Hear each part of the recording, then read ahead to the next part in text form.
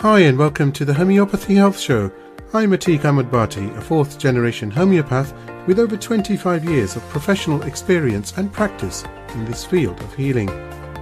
The Homeopathy Health Show is the online voice of homeopathy around the world, promoting and raising awareness of this truly unique complementary system of healing, which is suitable for all ages, young and old. Every week I invite guests from the world of homeopathy to come and share their experiences, their work, offer insights and essentially talk all things homeopathy. Why not visit www.liketreatslike.co.uk and click on the radio and podcast button to listen to the latest episodes. So let's begin today's show here on UK Health Radio, the world's #1 talk health radio.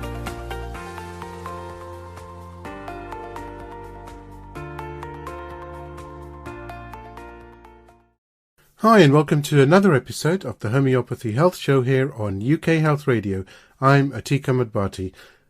I'm delighted to have Mike Bridger on today's podcast. He's the founder and principal of the Contemporary College of Homeopathy, which is based in Bristol in the UK.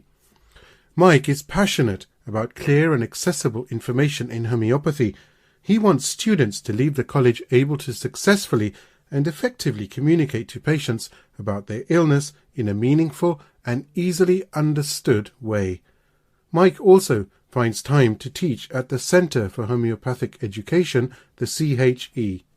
Mike Bridger, absolute pleasure to have you on today's Homeopathy Health Podcast. Thank you so much for taking the time out. Well, thank you for having me on this lovely sunny day. It is sunny indeed, and it's even sunnier because you're on. So that's very sweet of you. We've never met before. No, but it does seem that we have now. We've certainly had. Good. That's good. I have lots to ask you, Mike, but the first question is, what was your first introduction to homeopathy as such?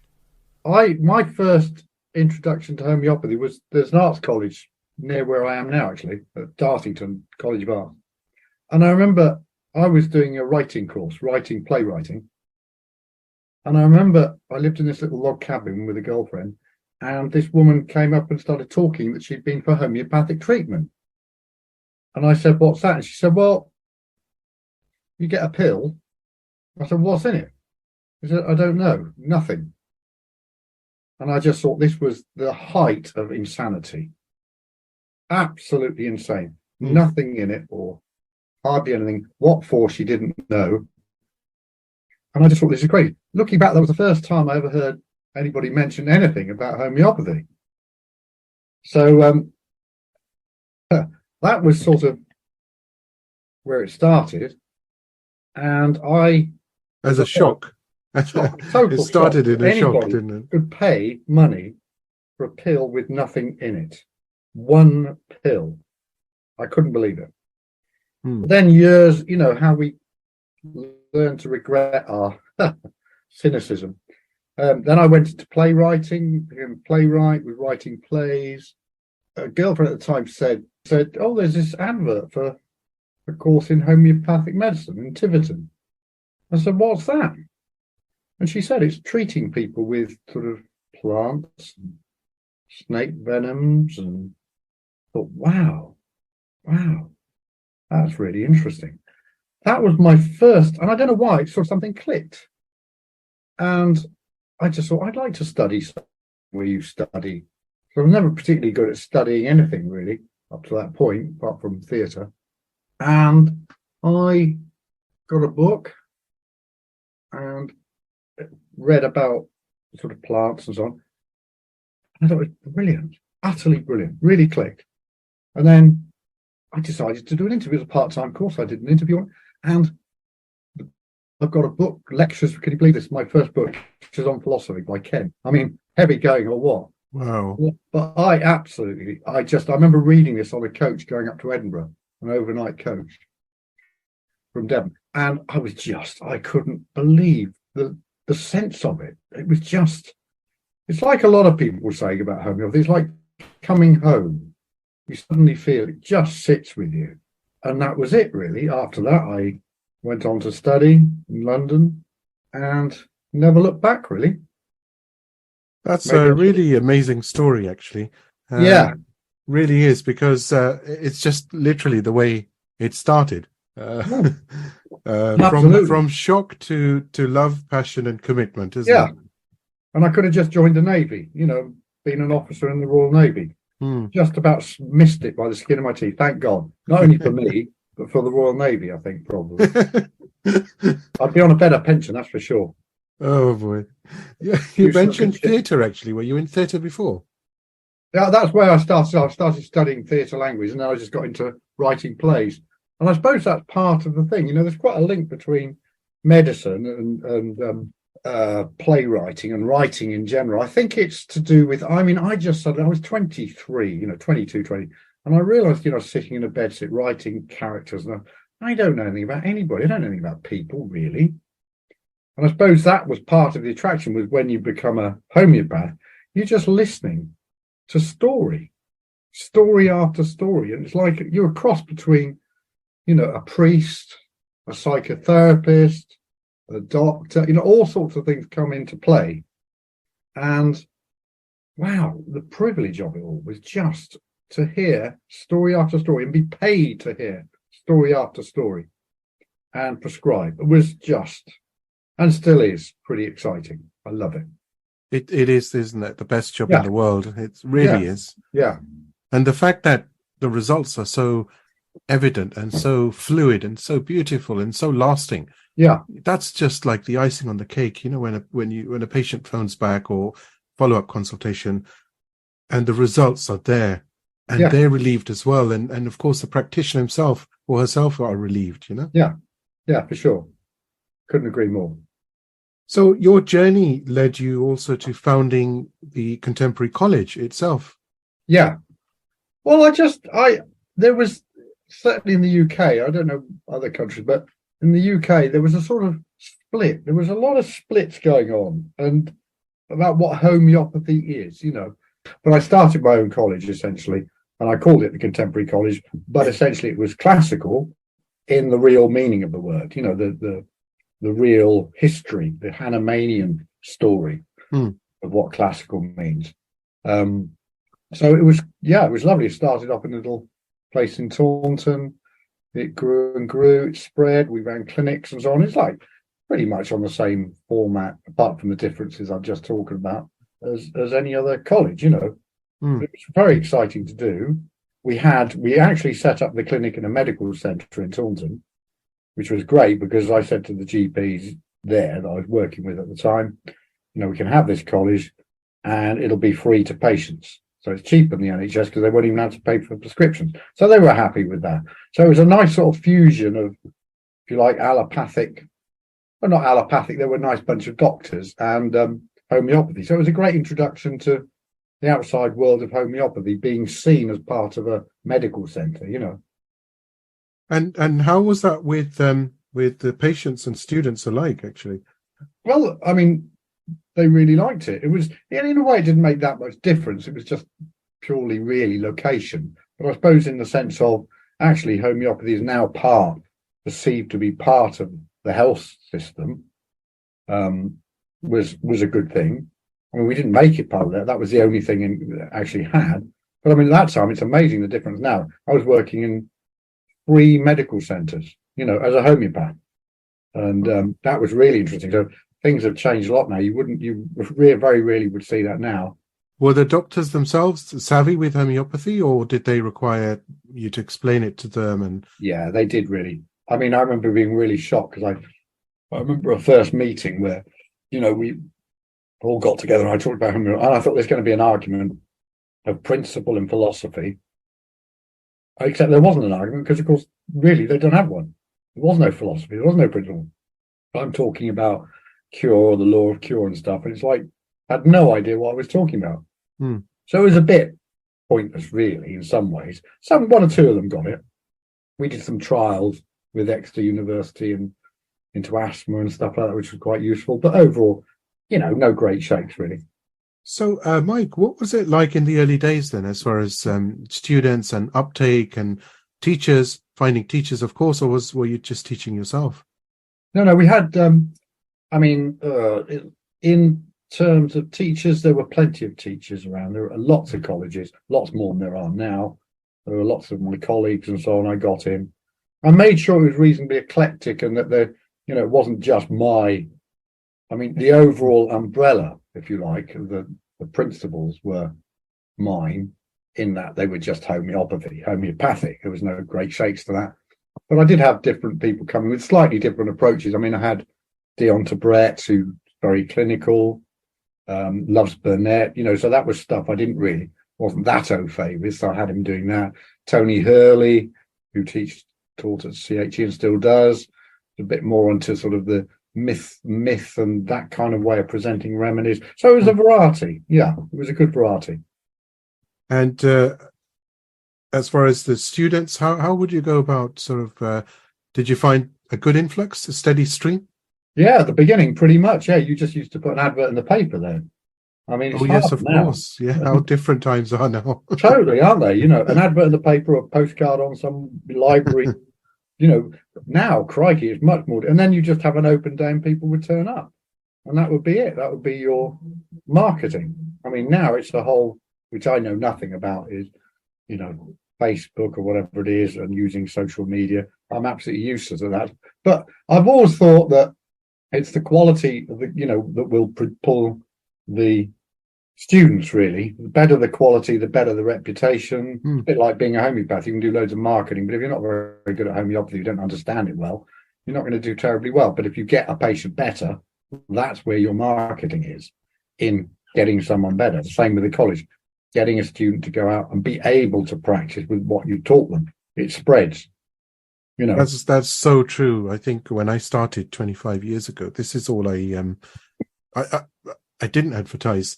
And in those days, nowadays, it's very easy to just get on the mobile phone or a PC and you can do a lot.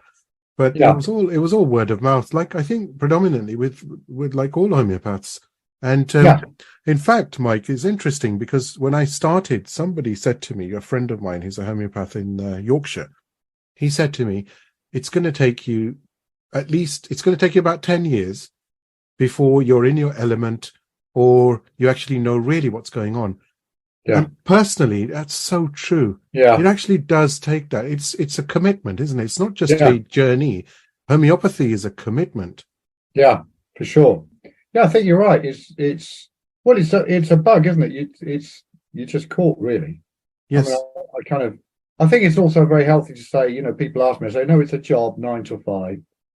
Not quite true, but it's quite good as a practitioner to keep that in mind. You do need to stop at the end of the day and, as you say, get out and cook a meal and all the rest of it, and not become too obsessed. Otherwise, you end up burnt out. That's so true. And in fact, I would go further because as a homeopath, I personally feel that all homeopaths are very because of the compassion. Of course, you have to have compassion to be able to help somebody, to want to help somebody, to help them heal. Yeah. But that makes us quite sensitive as individuals. Yeah. So there's a lot of illness carries a lot of negative vibrations. Of course it does, or vibrations which are have spikes in them. And that affects, of course it affects anyone who is trying to help. Yeah.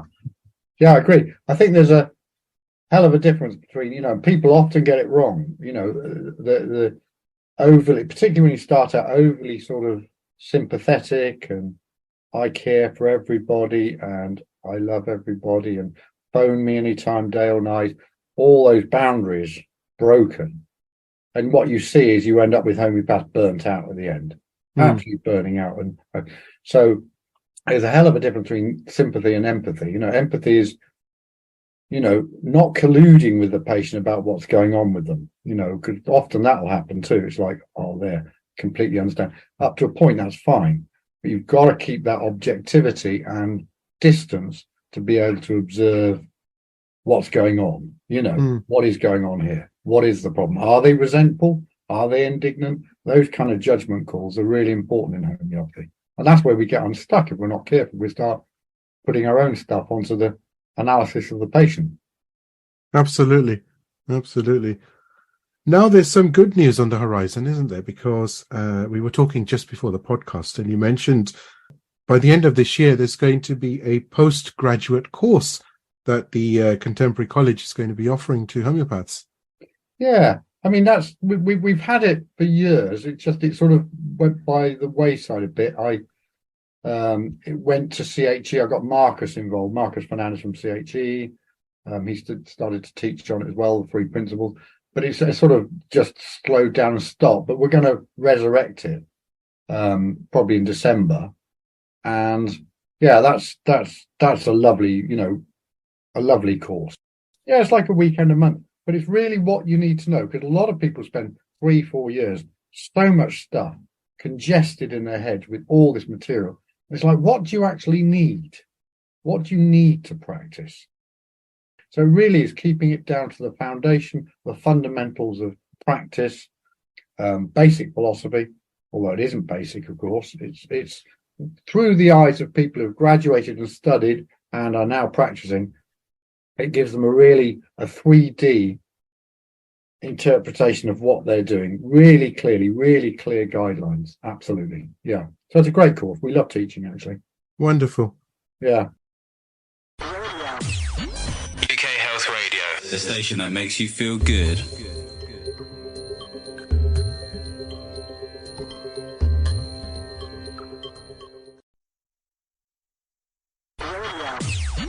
UK Health Radio, the station that makes you feel good.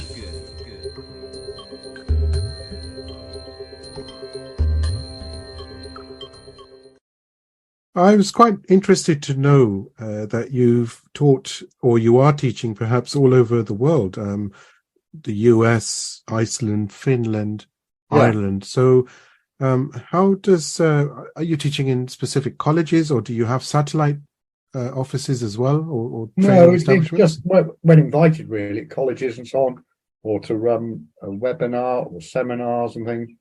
So in Ireland, it's a mixture of both. I teach at the Irish School, and we organise a sort of seminar, 3-day seminar there on the west coast of Ireland, which is great. So it varies, from place to place. I had Mary Barr actually from the Irish School on a few weeks ago on the podcast. Yeah. From the Belfast School rather. Okay, yeah. I know them all. Mike, I know you take a particular interest in remedy relationships. Do share. What happens, when a remedy doesn't work, when it does a little, when it aggravates, all that sort of stuff. It's kind of there a bit, but not much, not as much as it should be. And you think, really, a busy practice is one of follow-ups.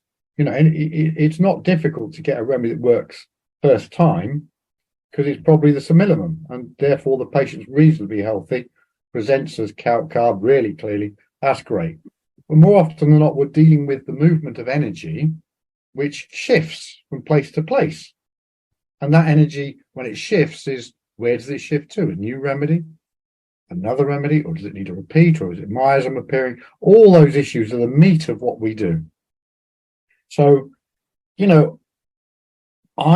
I had a case where the first case where I really got interested was one of those awful cases where I was treating a woman with calc carb, actually. She'd got various problems. I was doing very well on calc carb. And a few months later, phoned up and said she was bleeding from the rectum. I thought, what do I do now? I repertorized again, and it came up calc carb. Well, I couldn't give it again. I don't know whether I tried or not. I might have done. Couldn't give it again. And anyway, I was getting in a panic. I thought, what do I do? This is, the homeopathy is not working. And another one of those marvelous things, a bit like how I ended up in college with my girlfriend finding the postcard. I was probably packing my bags ready to go to prison, and when it all went wrong, and I'm pretty sure it was Hahnemann's Materia Medica Pura. I just was looking and it said, if in calc carb, I'm looking at it, it's just there, classic. If calc carb aggravates, look to mercury or nitric acid. I'm pretty sure it was Hahnemann, actually. I thought, oh my, what? Phoned up the one, said, what's the colour of the blood? She said, bright red. Said nitric acid, take nitric acid. It's gone in 10 minutes. I thought, wow, I wouldn't have known that. If I hadn't read that, then I wouldn't have known that. So the countless examples where, you get something like that happen, you think, shall I re-prescribe? Or you need another remedy. So I looked into that a lot and started really compiling clinical lists of remedy reactions and deep acting acute remedies, and really got well bedded into it. It's my thing, really. It's like I love the sort of and a lot of this stuff sounds theoretical, but it's like Kent talking about arsenicum and saying it's not deep acting. Well, what did that mean? I didn't really know at the time. You realise it's really important because he goes on to say, it's not deep acting enough in cases of pneumonia. You think it's working. Patients, I'm obviously not quoting him, but you can give it, starts to work, patient dies. How can that be? It was the indicated remedy. He then goes to talk on about, arsenicum, once the stage of pneumonia reaches a stage of hepatization, you need to find a deeper acting remedy. Often phosphorus or sulfur. You think, wow, this is gold. And it's the same thing's borne out with Douglas Borland, in the homeopathic hospital who practiced here in London. Said the same thing about arsenicum. So we're talking about acute chronic remedies. We're talking about that some remedies don't do the job because they're not covering the pathology. And the remedies that are around the remedy you've given is going to be related.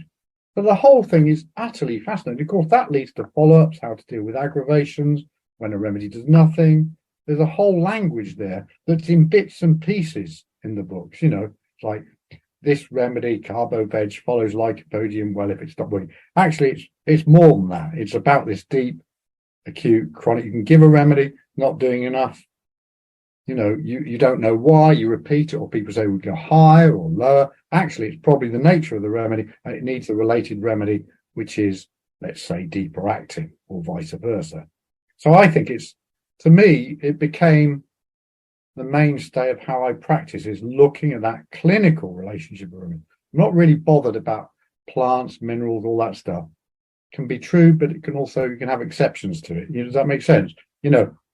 Like, plant is not as deep acting as metal. Well, hang on, what about thuya? Thuya is a plant, it's very deep acting. So I didn't go down that road of, periodic tape, all those other things. It's really clinical stuff that's been observed in practice that I've seen myself, and you can rely on it as a very good source. So that's basically the potted story. As you were talking about that, I actually was picturing Kent, and then I was picturing Dr. Hahnemann. It's there's the beauty of homeopathy is, and I don't want to make it sound like it is simple. I don't mean it in that way, but I mean the beauty of it is it's simple compared to perhaps how disease is treated nowadays. So it's just a few steps. The patient comes in, it's a consultation, observation, the experience of the homeopath, and of course then there's some work in the background, and remedies are given. But how incredible these homeopaths were from Dr. Samuel Hahnemann on. I mean, to come up with relationships of remedies, to come up with modalities, to come up with the minutest detail of a remedy, my God, that takes some commitment and dedication and time, doesn't it? Totally. It's amazing, isn't it? Absolutely. It's all visual. It's like miasm. Think about how did Kahneman come up with miasm? Wow. Starting to observe groups of patients and saying they seem to suffer from certain conditions, and then taking it down to psora, syphilis, and psychosis. Utterly brilliant. And I think, and Mike, and to be able to do that, Dr. Hahnemann, to be able to do that over and above everything else that was going around in his life, as he had to move quite frequently, and he had to take his family with him, and he's lugging his stuff along, and then of course all the unwanted enemies that saw him becoming very successful, who then sort of were quite, well, for want of a better word, persecuting him. But then to still come up with something so incredible, it's mind-boggling, isn't it? Honestly, absolutely. And you think all that. I mean, one of the things is, you said, writer. I'm a writer by nature. And, that part of that's about being originality. And I have to say, with homeopathy, it doesn't work. I've never found anything beyond what's there in those books as being workable. Other people say they have, but it's be very careful that new systems and new this, new that. Look, in homeopathy, really, I don't think so. You look at the old masters and their books, and what they put at the beginning, say, this is dedicated to my profession. It may help a little. This is, the humility that's there, that's absolutely essential to be a homeopath, is humility. I found, Mike, I'm not sure if you've had this experience, although having said that, I'm quite sure you have, but sometimes you have a patient sitting in front of you and you're going, the process is such that you're trying to write down, perhaps, let's say, certain remedies. But sometimes it's like a light moment, isn't it? It's like a ping and the remedy already comes into your mind. And I found, even by opening a book and saying, oh, that can't be right because it's not related at all. And you check the book and it's still not. But I've actually found that is the remedy that always works. Yeah. It just, and I'm not saying anything that, oh, I know anything. Of course I don't. But what I mean is, with practice, with observation, it just happens, doesn't it? It just happens. You just know that may be the indicated remedy in a case, but hang on a minute, I've just had this remedy come into my mind. This is the one. And if you follow through, that's a positive vibration, isn't it? That's a connection. Yeah. And that's very special to homeopathy. Yeah. It's kind of interesting, and in the interplay between, let's call it intuition, let's say. The beauty, some people just say, oh, I prescribe intuitive. You think, no, that's because I don't know about you in life. Intuitively, I've been right and I've also been wrong. The beauty with your intuition home, you can check it out and verify it. I always say, look, it's fine, have that thought, have that thing, but as long as you can justify it in terms of repertory and all the rest of it, really important. And sometimes you do just try and it works. Sometimes it doesn't, but know why you're doing what you're doing. Then you can backtrack if you need to. I think it's about something you said right at the beginning, which was about listening. Observation is something that you pick up. It's a skill and it becomes natural. And before you know it, it's second nature, just like driving a car. Yeah. Mirror signal maneuver. We do that without thinking. We can be having a conversation with someone in the passenger seat. There's multiple things going on, but you're able to drive and multitask almost. Yeah. And that's, homeopathy is the observation part naturally comes in. Exactly. It's actually the listening part, isn't it? That's the most important part. Yeah. And 50% of someone's frustration of being unwell actually goes just by listening to them. Yeah. How amazing is that? Amazing. It is, actually. So it is. It's funny. I had a patient this morning, really lovely lady. Nothing. She suddenly burst into tears. I said, "Oh, well, that's interesting. Why are you crying?" He said, "Because I've never talked about myself before. There's a woman about 32, never talked about myself." So is that, when we dug further, what about talking about herself is difficult, but it's just this thing that people don't talk about themselves or don't even observe themselves, and that's, with what we do, as long as we do it gently and carefully, people then reveal stuff they've never revealed to anybody before, blocks, pain, etc. And that's the beauty of our job. Then we've got a system to explain what's going on for them. Wonderful. And a remedy on top of that. You can't beat it. It's fascinating though, isn't it? How just by releasing those emotions and being able to talk about a condition can help so quickly, so dramatically, and can turn a patient around. Totally. Or let's not refer to them as patient, but an individual, just by getting that. It's so true, isn't it? Get it off your chest. Yeah. The age-old saying, get it off your chest.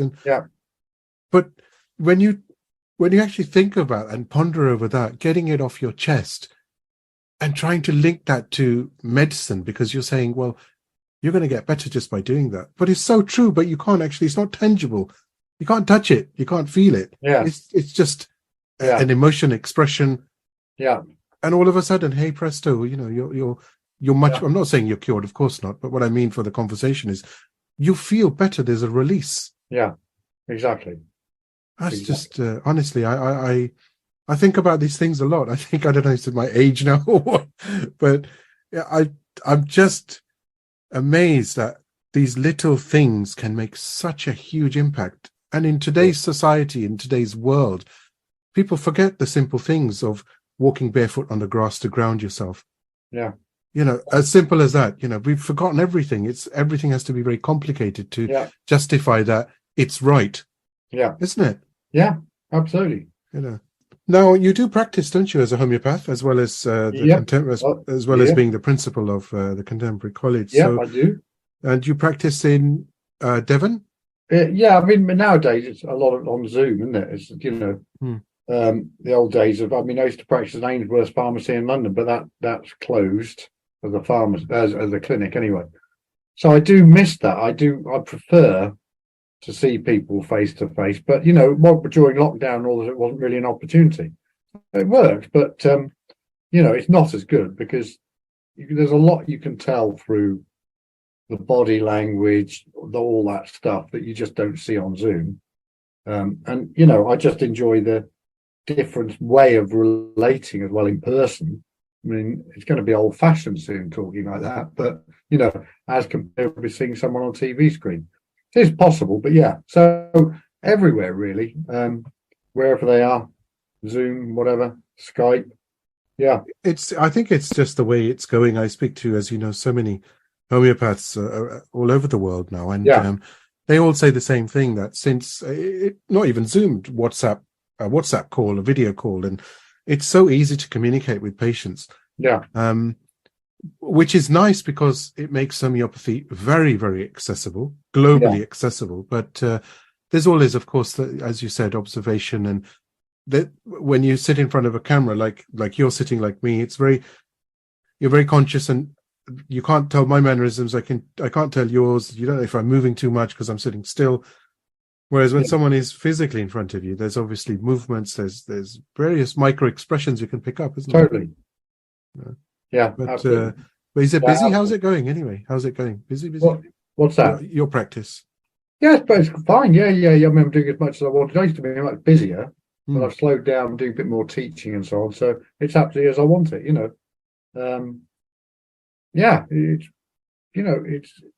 It's particularly, as you say, Zoom has taken off, and Skype and all that has meant people it's more accessible. You don't have to rely on your geographical area. But as I say, there are advantages and disadvantages to both, Yeah, absolutely. But it is good. Overall, I found that because of this accessibility, homeopathy is really becoming a focal point. A lot of people are now very open to it. Yeah. They may not understand it, of course, but because you can't just understand it with a simple Google search. Certainly not, But they're willing to learn something about it, so they're aware.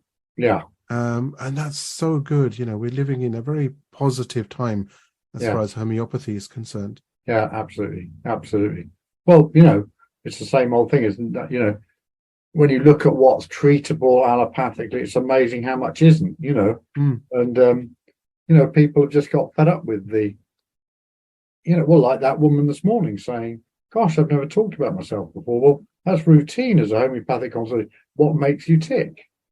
Who are you? They're really good questions. And we live in although we're apparently in this information accessible world, actually people are more isolated and more lonely. So it becomes, there aren't the same. And I think that's to do with COVID partly, but it's continued on from that. People are not as sociable as they were, I don't think. They're more isolated. And kids on Zoom, everybody's doing it on computers. It's just not great for social interaction. And social interaction is talking about yourself and who you are and what makes you tick and your problems. I think, the garden fence. Yeah. Do you know what I mean? Absolutely right. Absolutely right. It's Shocking. becoming very comfortable to stay at home. to work from home. And Yeah. when it does come to an event, I've had so many people who've come up to me and said, "Oh, I don't want to go." I said, "Why? Well, it's great. You're going to see your old friends or your colleagues, or it's just going to be a nice experience, a nice social experience, a networking opportunity even." Yeah. But it's like, no, I don't really want to do that. I'm not interested anymore. And you think, it's a bit worrying as well, isn't it? Because very well, our basic expression, isn't it? We talk to each other, right? You have to talk. You can't live. Yeah. You can't live on your own. It's just not how we've been designed and created. Yeah, exactly. Couldn't agree more. Do you get any time actually for any hobbies? I've asked some of the guests, Mike, some of their hobbies, and some of them are fascinating. Go on. Well, there's plate spinning, there's wood carving, there's pottery, there's all the things I actually wouldn't expect have come up so far, which is quite interesting. My hobby, I suppose, is gardening, but not heavy gardening, but just some floral gardening, I suppose you could call it. Yeah. I do enjoy that. That's like my time to relax and switch off. Right. Well, come on, blow the gap. What was Marcus's answer? Oh, I didn't ask Marcus. I didn't ask him that, but I've actually, you just reminded me. I have to thank Marcus for introducing me to you and vice versa. All right. Yeah. No, I've known him a long time. I never work out which hobby. Oh, he's got loads actually. My hobbies, well, I like writing. I love playing chess. I like fishing. And I'm doing Aikido, which is just cracking. I love that. That is really lovely. It's like the physical equivalent of homeopathy, actually. The usual reading, doing nothing. Quite a lot of stuff, actually, when I think about it. Yeah, I enjoy lots of things. It's very important, too, because, as I say, very easy to get drawn into the homeopathic thing too much, so it becomes all-consuming. You really need to have that, particularly, say, on the physical, because we tend to sit on our arse and see patients and whatever, teach. Actually, physical stuff is really important. So I do a bit of boxing and training, which is great, because it's physical. It's getting you out of your head. Homeopathy tends to be in the head. It's not physically orientated. So it's very important for people to do that for their own health, actually, I think. Yeah, very, very true. Very true indeed. UK Health Radio, the station that makes you feel good.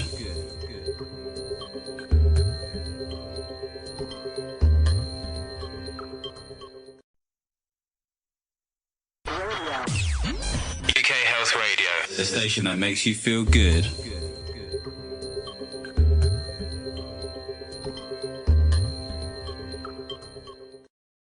What are you working on any books? Oh gosh, sore subject. People keep asking me to write a book about remedy relationships. You must. That was the next question, by the way. Was it? Oh god. I know, the pressure's on. Do you know why I don't? I mean, I will do. I have to. Because you write stuff down and people take this they take it literally. So, for example, if I'd said, if calc carb aggravates, look to mercury and nitric acid, it becomes, if calc carb aggravates, give mercury or nitric acid. So it's a guide, not absolutely exclusively the only related remedies. It's a guide. And, as I say to students, look, if you find, it took me ages to realize Polster is related to carcinosin and can come up. I had never seen it. I'd never heard anybody say that. So I didn't trust it. And then I heard enough people said, no, it happened. So that goes into but that doesn't mean to say you have to give Polster up to carcinosin. And that's the problem with writing a book. When I talk it through, you can download the Orion, ORION stuff that I do. Orion, if you put that into Google, it should come up, and my name, it'll come up with downloads of remedy relationships and so on, acute and chronic. And I think there are a few, through year in outline, detailed, and syphiline and so on. So the thing is with that, I'm talking. So it's a kind of different, doesn't feel so written in stone. it's like this is when you're teaching, you're saying, always go on the indicated remedies, not what I'm telling you. Go on the indicated remedies. But often the remedies that will come up will be these remedies. So I'm a bit careful about writing it in stone because it becomes as if it's absolutely a fact that you must follow. No, you follow the vital force, you follow the symptoms presented by the vital force, and we've observed certain remedies coming up together, related to each other.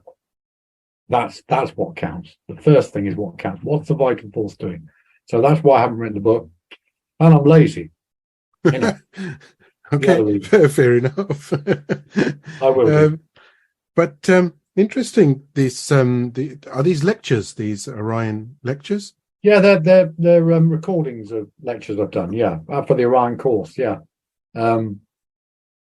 yeah, and they're good, but a bit like you said, you don't like the sound of your own voice. I can't listen to them because it just sounds so disjointed. And anyway, other people seem to listen to them and enjoy them, but yeah, I know. We were having this conversation actually because I have to wear these headphones and I can hear myself, and oh crikey, yeah, it's really difficult for me to speak. So yeah, oh crikey, right. I don't like hearing myself at all. Yeah, no, I don't think anybody does.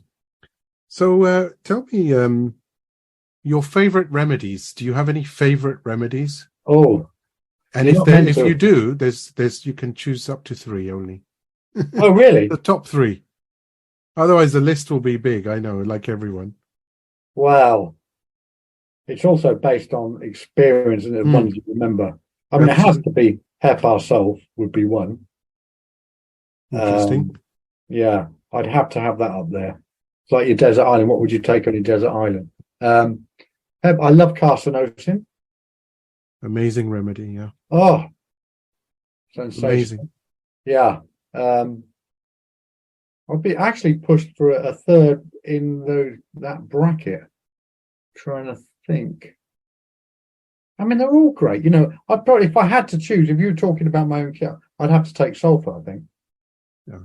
Absolute diamond, isn't it? Absolutely. It's all embracing. So all embracing that people don't bother to give it. It comes through rapidly so much, you think, I won't bother. Sulfur's always there, and actually it's probably the remedy. Yeah, those 3. And next question. Favorite books. Homeopathic books? Well, ideally, but hey, it's open. It's up to you. What books have really made a impression on you, let's say? I think homeopathically, obviously, you're going to take out the classics like the Organon, obviously. Kent will take out the repertory. I think one of the most important ones for me was Douglas Borland, Dr. Borland, Emergencies in General Practice. Because I love the way he didn't write much. He wrote children's type, but the way he writes and this is just so beautifully simple, and just also related a bit to one. He did talk about the relationship of remedies a bit. But I just think he's stunning man, stunning writer. I don't often see good writers being homeopaths, but he was. So it would have to be that would be my number 1. Yeah, there are a few other homeopathic ones. In terms of other books, I think probably Crime and Punishment by Dostoevsky is a cracker. Okay. Well, big Russian, you like pages, it takes you ages to get into it. Once you get into it, it's so beautifully descriptive of the human psyche, guilt, all that stuff. That reminds me of the huge book of Lord of the Rings, because it takes a long time to actually get into that. And you think, well, do I want to read? But once you do get in, it's this magical capture, isn't it? Yeah, absolutely. Thomas Hardy, he's the same. It's like really detailed at the beginning. Oh God, I can't believe like when they had, again, they were writing by hand, so it's paced differently. It's like this lovely slowness. You have to slow down to really take it in, as with so many other things. Mike, what's on the horizon for you? What are you up to sort of later this year? What's taking place? More teaching is involved around the world? Yeah. Well, I'll be teaching CHE in London, as I do most weekends. My own college as well. Maybe going to Ireland to teach, but I might be doing a seminar in Spain. So we're going to be working. They'll be advertising about that soon in Malaga. And I just love the idea of going to the south of Spain in May next year, eating paella with a group of interested students, and then you can go to the beach in the afternoon. I haven't done that sort of stuff. Other people do it, but I'm going to do it hopefully this next year. So I'm really hoping that takes off. What else? Well, we're going to get the Orion course going, as we've said. We've talked about that. A few other little projects in mind, but I'd have to kill you if I told you because they're top secret. Okay. Yeah, I'm afraid. Yeah, it's up to you, but I wouldn't. Yeah, quite a lot. Maybe start writing the book. Please do remedy relationships. Yeah. But just make sure it guide to remedy relationships. Oh, I will. Don't you worry about that. Don't you worry. I will do. Yeah. It's it's been a real pleasure and honor to be able to talk to you. So thank you so much for taking time out and coming on to the podcast and sharing your insights and experiences. It's really been great. Great. Well, thank you for having me.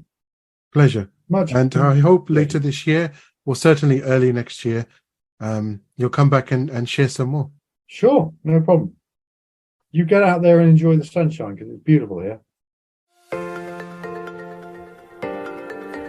I do hope you've enjoyed the Homeopathy Health Show here on UK Health Radio, the world's #1 talk health radio. Tune in next time for more things homeopathy, interviews and segments on the healing possibilities that homeopathy can bring you. And don't forget to visit UK Health Radio online at www.ukhealthradio.com to see the many other amazing shows available to listen live and on demand. Or why not download the app from the iOS and Android stores. Until next time, stay safe and take care.